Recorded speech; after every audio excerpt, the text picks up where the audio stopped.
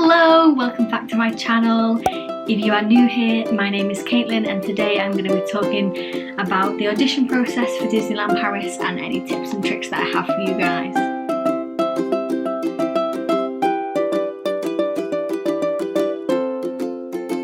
So the audition process itself is pretty simple.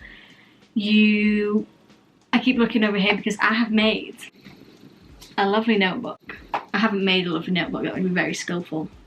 I have written down just basically all the tips and tricks that I have, just so I don't forget anything. Yeah, this is organisation skill 101.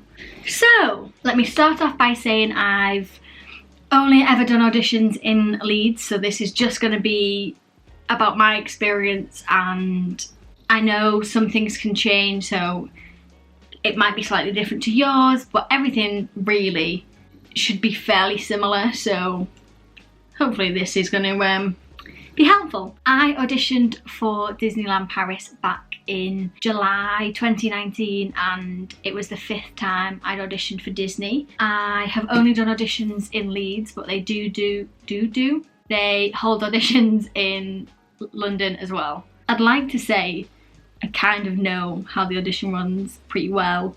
It's not really changed throughout the whole 5 times I've auditioned. Obviously it can change and it probably has changed slightly. I auditioned in June, so no I didn't, I auditioned in July, so May, June, so we're only 2 months away from it being a year ago. Oh my god. So yes, it might have changed, but the panel is still looking for the same thing. So before I start talking about the audition process, I want to talk to you guys about hair, makeup, outfits, because this is a big thing. This is how you're going to look on the day. It's very important. So they do ask you on the audition breakdown to not wear makeup, but it's an audition. You're going to get hot, you're going to get sweaty. I wore makeup. I probably wore this. Like, I've got super light foundation on, a bit of, I am no makeup expert, a colour on my cheeks and mascara, and that was it. Just go as light as you can. If you get to one of the very end rounds, then you're going to have to take all your makeup off anyway, and they're going to see you with a bare face, so you may as well just save yourself some time. I did wear my contact lenses just because I don't wear my glasses for dancing, but you can wear them, there's nothing wrong with that. In terms of hair, you can sort of do what you want. I wore my hair pretty much like this, but like tied and without the headband. I had it down, but it was off my face, so it didn't get in the way and the panel could still see me and see this lovely thing. Yeah, they're not too fussy on hair, I think, as long as you can be seen and you've not got like this, because no one wants to see this in an audition. And then outfits. So I would say you don't need to wear the leotard and tights. That's not really the look for the audition, just because the dance round comes at the end, so you don't want to be stood in leotards and tights when it isn't a dance round. So I would say gym clothes, like definitely. I just wore black gym leggings, a pink sports bra and a black top, I think. Yeah, I'm gonna say I wore that. That's usually what my gym wear consists of. Yeah, just super casual, something that they can see your body in, and not a big jumper like this, basically. I would also say don't wear jewellery. You know, watches, bracelets, all things like that shouldn't be worn for an audition anyway. So, onto the audition. Oh, I forgot about my cup of tea. It's okay, it's still drinkable. So at the very start of the audition, they will ask you to arrive between 9:30 and 10, something like that, and you'll just be held in a waiting room. A little pro tip for you, they are always watching. You don't know who is an auditionee and who is not, so be nice to everyone, make friends, be nice. And whilst you're in the waiting room, they'll come down and give you a form just like your name, where you're from or something like that. It's not a lot, just a couple of basic details, and they will give you a number. And then you go upstairs to a studio and you will get measured. That is the very first thing that will happen. You will get measured without your shoes on, so don't be like me. I wore like super thick soles in my shoes, so I thought I'd be taller. No, doesn't work. So once you're measured, they will then have a chat with you for about 20-30 minutes. I do think this chat has changed since I was last there. So when I was there, they just talked to me about like the different contracts they had available and what your day was going to be like. Now the only thing that has changed is maybe they talk about accommodation, because that wasn't spoken about. And then you will go on to the first round of audition. The first round is animation, which in Disney's eyes is the most important factor about the job. Of course, animated, you've got to be confident with it. So you will be given like 5 or 6 different characters to sort of animate. My battery is flashing. What was I saying? Yes, the first round of animation. So they'll give you 5 or 6 different things to act out, and they will sometimes say a cowgirl or a pirate, or sometimes they will make you use your imagination. So they'll be like, you've got to act out receiving a parcel. That's all they'll give you. So the best thing I can say for this is be original, or be as original as you can. If you look around and you see everyone is doing the same thing, try and think of something different. I know it's a lot easier said than done. But so in the Leeds audition, when you go into the studio, they have, it's wooden flooring, and then it's got like black like dance floor. And for some reason, people just only stand on this black like extra flooring, and no one stands on the wooden bit. And I don't know why. There's no one there, and it is like a big chunk of wooden floor that no one just seems to stand on. And it is off to the side, so you're not front and you're not centre, but you have so much more space because no one's in the way. So definitely use that. I've stood there every single time I've auditioned, and yeah, that is my little secret trick that definitely works every time. It's not about being front and centre. As long as you can see them and they can see you, that's fine. And if you're stood to the side with no one near you, they're going to be able to see you. So that is the trick for you. So once you've sort of run through your animation, you'll then do you'll do it for the panel, and they will split you into groups of 10 in numerical order, and they will zigzag you in your groups of 10. And when you're in line, if you can't see the panel, like I just said, the panel aren't going to see you, and this is make or break now. You could get cut, so you need to be seen all the time. They're not going to move, be like, oh, what's she doing behind there? No, they'll just cut you. So if someone is stood in front of you and stood in your way, move to the side. That is definitely big, like, ride or die. You're going to get the job or you're going to not. Yeah, give 110%, be yourself, be creative, be funny.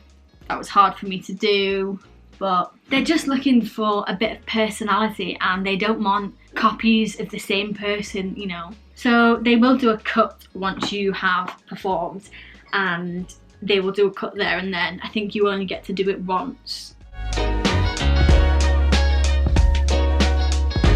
So once they've cut everyone, you'll go on to the second round, which is a dance round. Now, if you're not a dancer, do not worry. They're not always looking for dancers. They will be looking for people who don't have any dance skills. And it'll start simple and it will get harder, so they'll easily assess where you are on the scale. I've loved the audition. I used to get so sweaty in it. It's just one of those like routines that you just feel good, and yeah, that might be me just being an absolute cheeseball. But so in terms of shoes for this dance round, now on this black flooring, I find with trainers, it's like whatever that is, like there's a lot of friction. I don't wear shoes. I will just take them off, you know. It's like half a second to take your shoes off. But if you can't dance in bare feet, then wear the shoes that you plan to wear for the dance round for the whole audition. It is easy to take shoes off. It takes less than a second, but to put shoes on, you know, you've got to sit and you're just gonna waste time that you don't have. So either don't wear shoes for your dance round, or wear like ballet shoes or jazz shoes for the whole audition, just to save time. So same as the first round, they will give you quite a decent amount of time to sort of pick it up, and if you have any questions, definitely ask. Same again, stand on the wooden bit just whilst you're learning it, because everyone just wants to be in front of the choreographer and no one can see what she's actually doing, and detail is everything. And then they will put you in groups of 10, you will perform it for the panel, and they will do a cut. So this is where explaining goes in like 8 different directions, but bear with me. So then they will sort of like sit you all down and call out a couple of numbers, and this is for like the face round. So they will line you all up one by one and they will ask you if you've got any scars, piercings or tattoos. Don't lie. They're gonna find out if they cast you, and later on when you're doing like costume fittings, they're gonna see them, so just be honest. 9 times out of 10 you can cover it depending on where it is. Obviously if it's on your face, they might not be able to cover it. And they will, so you'll stand in this big line and they will just stand in front of you, and I kid you not, they're like here, and they'll just go, smile, turn that way, and you've literally just got to go.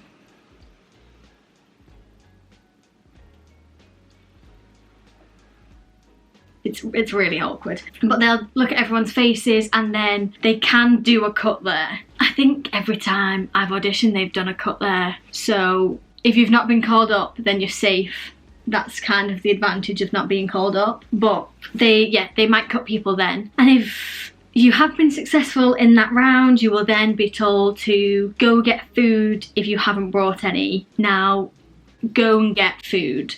I didn't, and I just brought fruit flakes with me, and we were there till 6 p.m. and at this point it's like 1:30. So either bring food with you or they will give you time to go and get like a sandwich or something, because you're gonna need it. And then those who have been successful in that round will go into a separate room to try on different styles of makeup and things.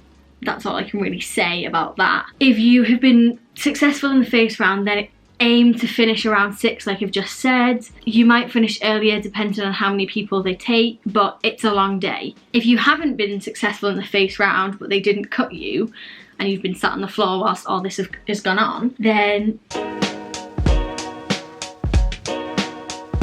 they don't tell you this until like they've shoved everyone away. So you're sat there like, oh my god, what's gonna happen next? Chill, it's okay, you've passed.